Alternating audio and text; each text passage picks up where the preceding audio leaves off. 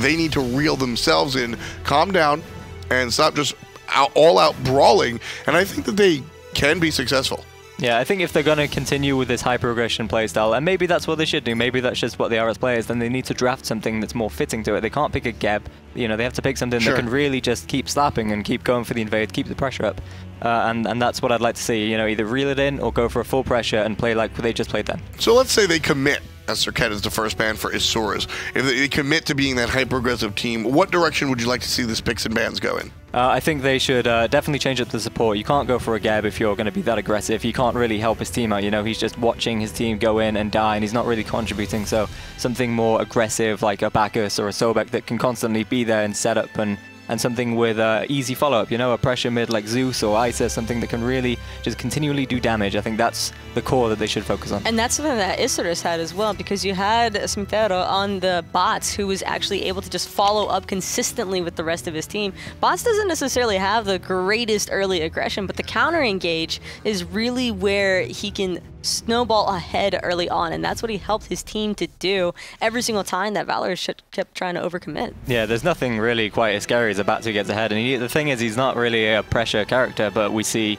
over and over that he manages to get ahead of the opposition, and I think that's due to the team comp, and if they try that again, then I'd love to see them build around it. Serket, Chonga, Kabrakan, 3 of the 4 bans. Kernanos will be the 4th from ISURUS. Despite the fact that they won, they still ban out Kernanos. As a 100 player yourself, did you see something that really might have bothered you if you were ISURUS? Where does this ban come from? It might be Fraga saying that, you know, Forza, you know, even though he was unchecked with aggression, that it was kind of a problem, and if he didn't get shut down, then it could have really run the lane. Maybe that's the case, or it could be that they weren't willing to first pick it, but they didn't want to give it up either. And they, you know, they found out last time the Valorous rates it really highly, so maybe that's just, you know, they've got a free ban, let's get rid of it so we don't have to deal with it. I'm leaning more towards that method, especially considering that they opted for the Zeus immediately rather than banning it out. Considering that they had first pick this go around, it makes it so much easier for them to just lock in that massive AoE control. But Valor is having Fafnir and Scotty. This is nerfed Scotty, however. It's not like previous weekends before where we were playing on the post or the pre-Scotty nerf, but now that she's been nerfed, I think that it's still interesting to see how it's going to play out in a team composition. How big of a deal is the Scotty change at RX2? It's going to be, so for the lane, it's, you know, non-existent, doesn't matter. She's still going to run it. She's still probably the best ADC for pressure, especially with Fafnir. You know, the damage they'll do for stun is outlandish. But when it comes to team fights, that's where we'll really see the difference. You have to be so smart with how you use the ultimate, because the dog will just die in seconds. You can't just stick it on the mage and then run away as you used to be able to. And with her team fight being nerfed so much, you know, that's going to be the divide at this LAN as to whether she's picked or not because of that team fight impact, because it's dramatically less. Well, right here in game number 2, we'll see. She'll be coupled with Fafnir, as you said, which is a fantastic pairing for Scotty. And Osiris will be the likely jungler of choice, or excuse me, solo laner of choice for Valorous. But Daylon will get his Sylvanas one more time. I think that's an important play. And ISURUS banning out the Poseidon is very interesting. That's one of those where I think you just don't want to let the mid laner get comfortable, play the same god a number of times in a row. That could just be problematic. I think they're recognizing Valorous have gone for a very slap pressure, you know, heavy character. All 3 characters right now are very good at fighting without their ultimates, and they can just keep the pressure on. And I think Poseidon would add to that in that he's a, you know, he's a high clear mage and he can follow it pretty well on Fafnir. So I think that they're going to target mid laners who are pressure to you know, kind of reel it in so Humbat can get online again. And a lot of times Valorous was also trying to play off pretty heavily from their solo laner. So if they give Cheetah something that has all that early aggression, such as an Osiris, which we've seen have very dominant laning performances, that helps him lead into that mid-late game stage where he's just a giant target kind of slapping and walking at you, which can be incredibly problematic for a Zeus. Yeah, they're really thinking about this last ban. I think it's going to be another solo laner, something they're not wanting to deal with, you know, and I think that's a smart thing. I think that's definitely the choice to make here. All the other ADCs that are open right now are kind of low impact, and it's only if they get farmed that really matters. So I really hope they'd go for a second solo laner ban. How do you feel about a Rom here on the side of ISURUS? I think Rom is never bad. You can kind of slot him into any team comp, and you know, especially at LAN when the snipes are kind of easy to hit. It's pretty, you know, pretty awesome. He goes well with Sylvanas. He's hive clear, so they can take the jungle buffs, and he's gone. You know, you called it. That's it definitely reduces that late game pressure that ISURUS could put out. Yeah, it's a very strong choice from Valorous. As you said, he's plug and play. You can put him into virtually any team composition. Everybody's eyebrows just went up Zhonghui gets banned out versus Valorous. This is less about Zhonghui being super strong at the moment and more about Zhonghui just being one of those pocket picks for Habodin. He does like the tanky mid laner, so taking that away from him will be a nice choice. And Medusa will come up. Medusa and Scotty. Likely to see Dusa in the mid lane, but who knows? That shot's right there to ISURUS' Hunter. They do not want to permit Fragger on the Medusa yet again. But this also kind of leads Valorous into needing to pick some kind of magical compensation. So I would lean more towards potentially an Amir or an Athena even. I know that these LATAM teams, they like having the global presence from Athena to compensate around the map. But my main concern is for Valorous would be their burst damage overall. Yeah, this is a really, I feel they've drafted themselves in a bit of a corner. You know, Kabrakin's gone, so I get there is the Morrigan, but it's still a very low magical power comp, and if they itemize physical heavy, then they're going to be in trouble here, I think. Yeah, I think Fafnir Scotty came out and that there was a plan of action, and then Osiris was just sort of, okay, we know that you can play Osiris, so Cheetah, just do that. And then the second round of bans came out and they were like, let's take Medusa away from Fragger, I guess. Where are we at? So I think Valor is a little bit on their heads. Taco, what do you think takes it? I like ISURUS' draft here a lot more. Yeah, I feel if ISURUS really draft in and they build the physical defenses, you know, Zeus picks up Dynasty Play Helm and all that stuff, then they should really be able to walk away with this game. I think that this one is certainly leaning towards the left side. We could be seeing the second win for ISURUS, or Valorous might tie it up. Taco and Agro on the call. This is Toli. But you know what? I'm gonna do it. I'm gonna do it anyways. Anatoly. Taco here. Taco. You got your stand. I got my taco stand. stand. That's exactly. Right. You're That's on the right. taco I'm trying stand. to catch up. Either way, ISURUS definitely looking to go up 2-0 in this best of 5 set. And the big thing for me, Toli, as they mentioned on the desk, not only the fact that ISURUS can just stack physical protection against Valorous' lineup, but Zeus.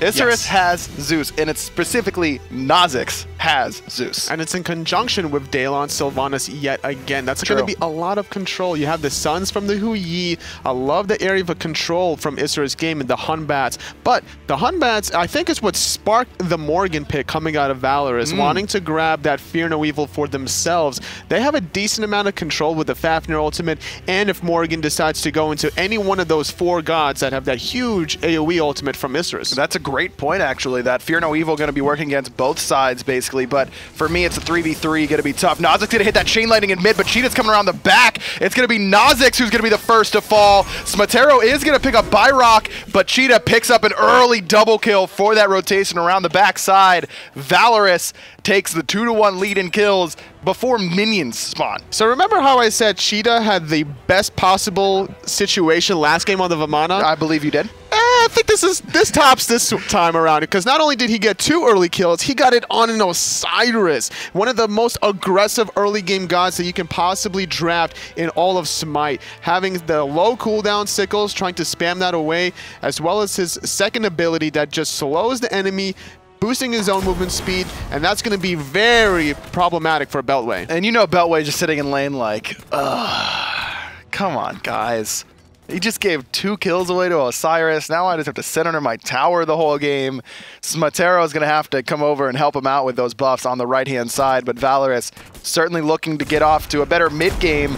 They got off to an early start last game, like you mentioned, but didn't translate very well once the 3v3 fights in mid started happening. Valors are going to need to lean on the solo jungle side. You give the 2 kills to your soul laner, sit in that lane. Don't alleviate any pressure, especially against a Nike that's revolving their strategy around getting to that late game, trying to get all 3 stacks of those passives. That's true, but once Nike hits level 5, she is one of the harder solo laners to kill, even for Byrock on this Morrigan. But you could see a stun into the transformation into Hunbats for the Fear No Evil. There is plenty of lockdown to try and make sure Nike doesn't get that ultimate off. Although I agree with you that it is going to be very difficult to kill Beltway on the Nike, you don't necessarily have to confirm the kill. You just have to get her out of the lane so that way she's low enough to the point where she can't really rotate from her tower towards those jungle side buffs. And that gold that you get from stealing that away from ISURUS is just going to skyrocket Valorous into not only that gold lead, but that important experience gap. Getting to level 9 here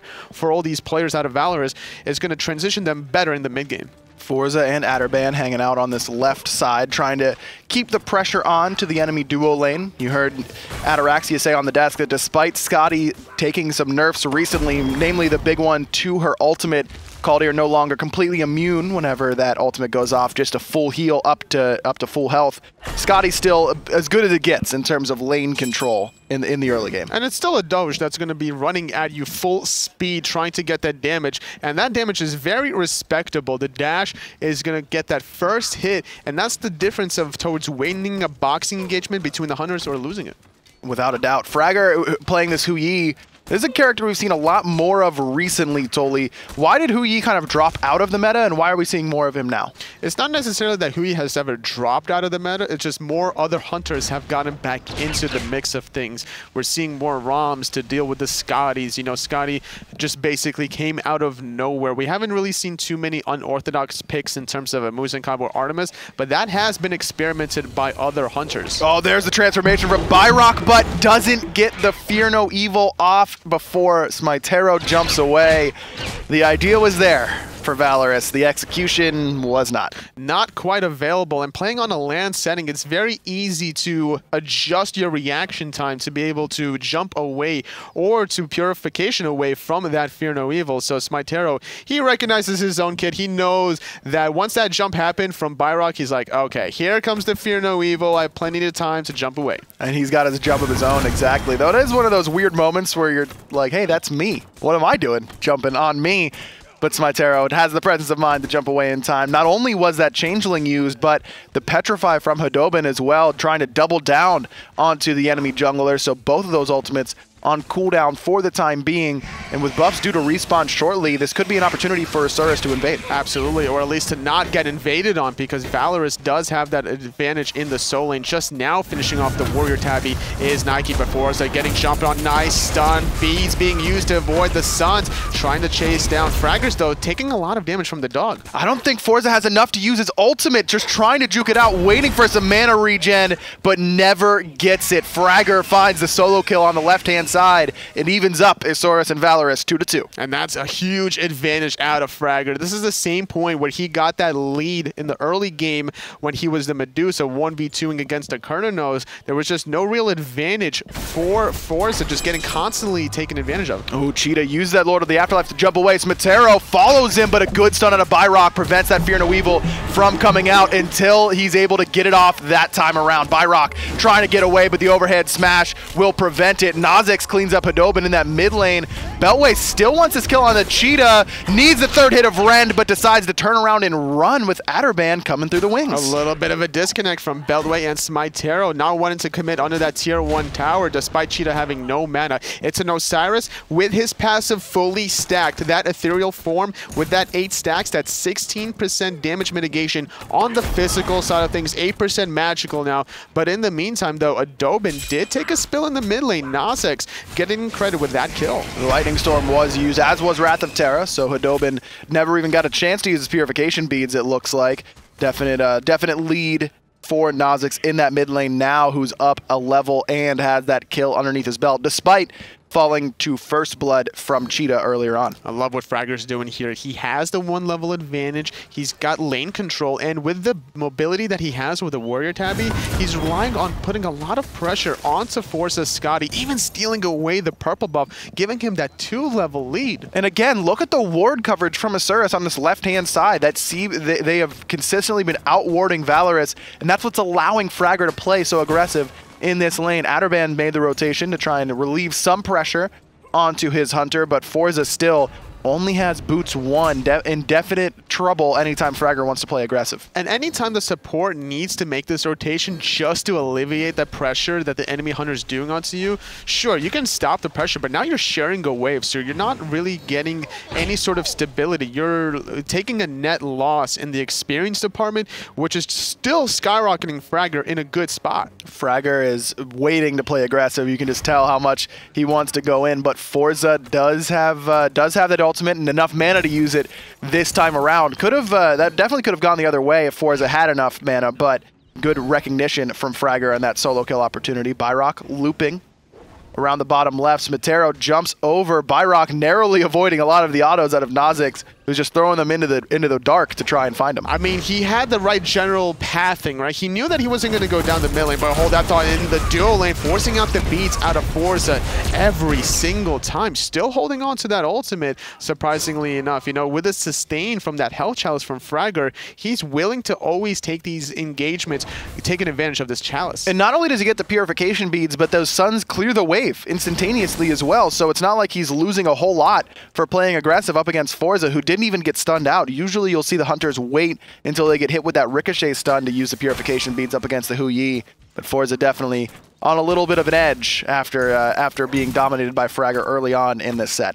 Trying to find any sort of advantage that Fragger can. They had the advantage in the soul lane for Valorous, but with those 2 kills, the Osiris is actually 1 level behind Beltway. Beltway with only 1 assist. It doesn't seem that the Osiris was really able to capitalize with any sort of farming potential, whether or not it was getting the elementals, the right side mid harpies, or any single buff invade. Usually Osiris with that sort of lead can even go to the enemy back harpies, you know, just try and steal those away. But as you mentioned, Cheetah seems to have been content to just stay in lane and play it safe. But with the lead that he got early on, I don't know if that was necessarily the call. No, not quite yet. In the dual lane, though, the jungle side control from Valorous, though, they have a little bit of vision aggressively, which will spot out these rotations, but SMITE, he's jumping onto Forza, trying to do the damage. There's the Fear No Evil, but Forza does get his ultimate off in time. Byrock throws out a Fear No Evil of his own and jumps to SMITE. Forza, the one able to clean up that kill. Cheetah's teleported into this left side and gets the purification beads out from Fragger. This opens up the Gold Fury opportunity. Adderban already starting it up. Could transform into that dragon and give that AoE coerce. Beltway still in the soul lane. He could look for a teleport of his own. Gold Fury is sitting at about half health. Daylon trying to get in position for that Wrath of Terra. 5 members peel off of the Gold Fury. Hits 3 with that Wrath of Terra. Daylon a little bit separated, but as the teleport comes in from Beltway, Nazex being dove by Cheetah, but it's Nazex with the level lead. There's the Lightning Storm, and it gets great value on the back. Fragger able to pick up 1. Nazex does clean up 1 with the detonate before Cheetah knocks him down. Double kill for Fragger, and it's only Cheetah left to try and get away from Beltway and SMITE, who has respawned. Getting back into it, they found 4. Can they get the deicide? The tether going to buy a little bit of time as SMITE has to disconnect, and with that passive, taking a lot of damage mitigation, trying to get under the safety of his own tower, but taking the long way. SMITE almost with that Fear No Evil. I don't even think he's going to need it totally. Cheetah just getting as much farm as he can before he inevitably falls here. Beltway is going to be the one to get credit for it. 2-0 and 4 now. Definitely making worth of that that teleport on the left. Unofficial deicide. You know, the rotation from Cheetah was good enough to force the purification beads out of Fragger, but it was a little premature of a rotation. You're a level 9 Osiris dealing with a level 10 and 11 Nike. You're losing the farm department anyway. Your team's trying to make the plays, but you're better off trying to get the levels. And this is the wombo combo that we were talking about before the game started. You know, the Zeus, Sylvanas, Hu Yi, they were able to get off all that AoE damage as the rest of Valorous just grouped up too tightly around that right side mid harpy. I love that team fight from Nazex there, totally. He's running away from Cheetah, and Osiris is one of the best characters at just ruining Zeus, so you can't get away from him. No way to do so outside of buying an early Wing Blade, and it looks like Nazex isn't going for it. But he turns around, takes 2 steps forward, drops the Lightning Storm, and then peels Cheetah away from the rest of the team fight. He knows he's going to be able to do damage from all the way down by his back harpies, basically, with that detonate. But it's about keeping Cheetah out of the fight and allowing Fragger to basically have free reign, and it's working out thus far. He's 3-0 and 2, and has already finished off the Transcendence. Nazex basically set up a bomb, but hold that thought. Dual lane beads have been exchanged. Forza, though, getting the better end of it. Daylon has to make the rotation for the sustain, but like we were talking about before with Nazex, he was able to throw out that remote control bomb and then detonate it from running away, but Daylon wrapping around underneath, not really wanting to commit with that Wrath of Terra. Good meditation from Adderban, I think, is the reason we see no Wrath of Terra there from Daylon. Just making sure that Forza's healthy enough. Sylvanas could do a lot of damage early on, especially with that dot from Wrath of Terra and the Wisps, but not, you know, half health from Forza. So getting out that meditation, though it is basically for nothing. Daylon didn't end up committing the ultimate. So another win goes the way of ISURUS. You know, Fragger did force out the beads there, trying to avoid the slow from the Suns. And if you do have the rotation coming out of Daylon Sylvanas, you know, the knock up into the root, into the pull after trying to get away, that's a lot of damage that Fragger can easily look for the setup. Valorous looked like they're going to be able to secure this portal. Demon Daylon knows it's happening now, as does Beltway, but it still goes the way of Valorous. Byrock transforms into Hunbats and uses that Fear No Evil to get him out of danger. Adderban on the run as well, as Smitero teleports to him in the mid lane. Trying to find the kill onto the Guardian. Fear No Evil being used after the transformation has been complete. Nazex detonating the bomb yet again. But look at this. Gold Fury is up. And with Byrock having to go back to base, Narban is dead. Still having the Zeus ultimate. This is looking really good for ISURUS. And Hadobin doesn't have that Petrify. He used it to secure the portal. Demon, another Gold Fury goes ISURUS' way. The first one of this game, but not the first one of the set. Forza, no beads, pulled in. Daylon making it happen once again for ISURUS. Fragger the one who looks good at the end, but it's once again set up by the support Daylon. The clutch pulls from Daylon, finding Byrock the first game around the Gold Fury, finding Forza around that purple buff.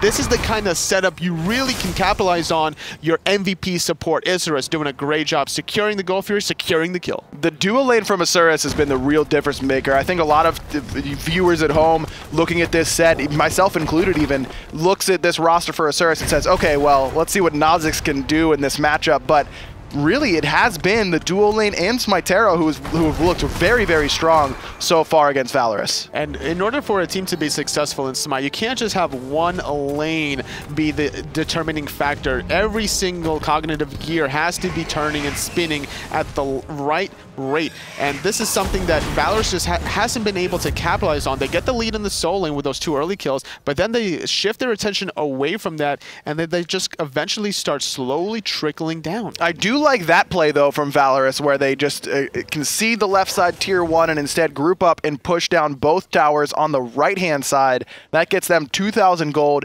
gets them a little bit closer to ISURUS, who was not able to secure the enemy tier 2 tower on the dual lane side. So heads up play there from Valorous, still showing some life in this game, now only down under 2,000 gold. It's an important fact to take advantage of, because looking at the composition from ISURUS with all these combinations of ultimates, the sustain from Daylon, you don't want to take a 5-on-5 full fight. You want to play kind of like guerrilla warfare style, stunning out Nazex in mid lane, backing off, going for some poke, you know, forcing out the ultimate even out of Daylon, and then resetting from there. This is the one advantage that Valorous can do with that the stealth from Morgan. But Fragger is here, and he knows exactly where Byrock is, that mark of the Golden Crow, helping make sure he knows exactly where the Morgan is going. Fragger cleans up the kill, but he's in trouble, forced into the A against Smitero, and the Lightning Storm on top. Nazex able to clean up one. Cheetah does find Fragger, giving him his first death of the game, and now Nazex is in a lot of trouble. Tether being used, mitigates a lot of damage. Cheetah getting jumped on 2 for 2 thus far, but after this Osiris death,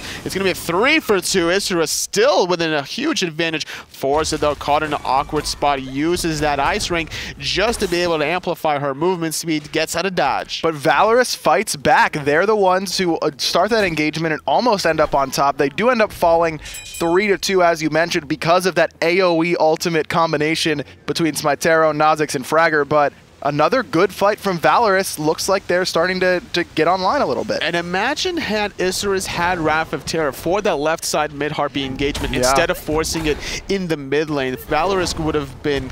They're counting their lucky stars right now, because that could have easily been a deicide in ISURUS' favor. So as long as Valorous can continue grouping up around the jungle, playing off of their sentry wards, looking for some sort of picks or advantage, you know, forcing a relic here, forcing an ultimate there, this is the style that Valorous can use to get back into the game. And Valorous has a great late game composition. They've got 2 Hunters with a Fafnir and a Morgan who can transform into anybody. They could have 3 Hunters. They could have 2 Fafnirs. They could have tons of coerce buffs for the entire team, tons of CC. Really, really strong late game.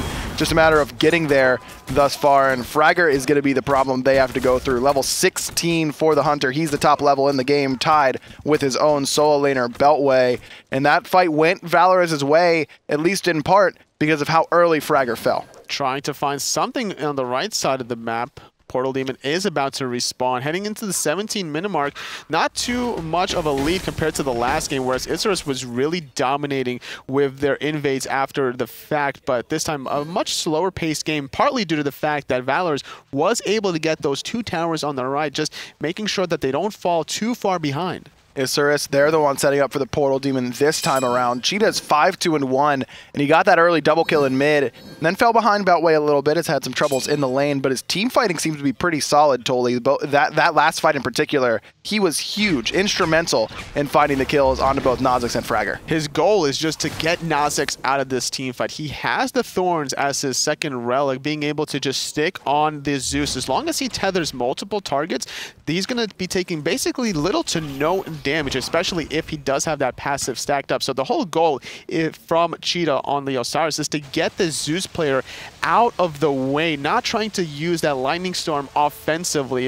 If the Osiris can just use to bait the Zeus out, to use that ultimate on himself for peel, that's a huge win for the Soul Laner. Without a doubt. Byrock on this Morrigan, sitting at level 14, 1-4-4, but has had some success in using that Changeling ultimate. Also been using the stealth aggressively, just like this, set up some easy damage onto SMITE, but no real follow-up from the rest of the team afterwards. This Morrigan pick could just become stronger and stronger. It is going to become stronger and stronger as the game goes on, because he's using the items that the other team is earning for themselves. Here he comes around the backside, finds 2 with that stun, but immediately answered by a Fear No Evil. Again, diving in the backline, the tier 1 tower, taking a tower shot, still running away. Byrock does the setup, but trying to find it is Autobomb, but he overcommits. Nazex using that Lightning Storm to clean that one up. Hadobin very low. He's going to dash away. Byrock uses the Aegis, waiting for that overhand smash, but SMITE instead just blinks forward and hits him with the auto attack. Beltway finds Hadobin in that mid lane. Cheetah has to use the Lord of the Afterlife to get away, but I don't know if he even created enough space. Forza does find the kill on the SMITE, so Valorous get at least 1 in this engagement, but that overcommit from Atterban underneath that tier 1 tower in mid was not the right play there for Valorous. Similar story compared to the first game when everybody from Valorous tried to go onto Daylon. This time around, overcommitting under the tier 1 tower. You know, forcing the issue is nice here and there, but you can't do it whenever you don't have a clear-cut advantage. If you're able to get something in return, like you poke them out, go for Gold Fury. You poke them out, you go for Portal Demon. But ISURUS, they win the team fight, they're going for both. I love this play from ISURUS, splitting the map. They have 2 objectives they could possibly go for. Which one do you want to go for? Why not? Why only one? Why not both? Say ISURUS. They get the Portal Demon, they get the Gold Fury as well. Fragger has enough lifesteal that Aussie alone is enough to make sure that he can solo that Gold Fury comfortably, sitting at level 18 now with that Executioner as well. Really, really strong objective play from ISURUS. I love the fact that Fragger is now going for the more traditional new style that Hunters have been employing in their builds, which is that Fatalis. You know, the extra 10 penetration is why a lot of these Hunters elected to go for this item, but not really deterred from that. Fragger instead going for a huge burst potential. Going to go for this chin size here after that Executioner, and this is going to increase his damage spike extra, especially with that mark of the Golden Crow. Exactly, the chunk potential out of Hu Yi, one of the reasons he's so strong. Ricochet as well. We saw Emilito basically win a game for energy off of 1 Ricochet near the Gold Fury pit, so always has that game-changing potential, particularly in the early to mid-game. ISURUS has enough of a lead that they feel comfortable pulling this Fire Giant up about 5,000 gold, and look at how far zoned away Valorous is. Beltway keeping 4 members busy. The Lightning Storm comes out, and there's no way Valorous gets in time to defend it. They do not. ISURUS get away the Fire Giant without any contest. Autobahn trying to zone out with that Draconic form, but Beltway doing the same on the back, forcing out Forza and Adobin. Daylon trying to maybe find a pull, but it's Otterbond that's caught in between a rock and a hard place. Petrify comes out, hits 3 there from Adobin. Big Lord of the Afterlife hits 3 as well, and Byrock's here with his transformation, Fear No Evil. Nazex finds the detonate though, and that's going to spell trouble for the jungler and the support. Fragger notches number 6 as the Hunter. Cheetah, he's going to fall. SMITE finds his 5th of the game. Forza just pulled back in. Daylon once more showing off, and all of ISURUS just tearing through Valorous. And that's going to be a deicide ISURUS. They get the fire giant. They find all 5 members. They're going to be able to easily clean up this right side Phoenix. The question is, how frisky are they truly feeling? Are they going to go for the end here? There's 8 seconds on Otterbahn, and without an ultimate for the Fafnir, it's not going to be easy holding onto your Titan. Looks like they're going directly for the Titan because Kha'Zix's ultimate just came off cooldown. Atterban's going to do what he can, but it's not going to be a lot. SMITE finds the next deicide there. Beltway is going to dance in the enemy fountain, and ISURUS finds a decisive game number 2. They are 1 win away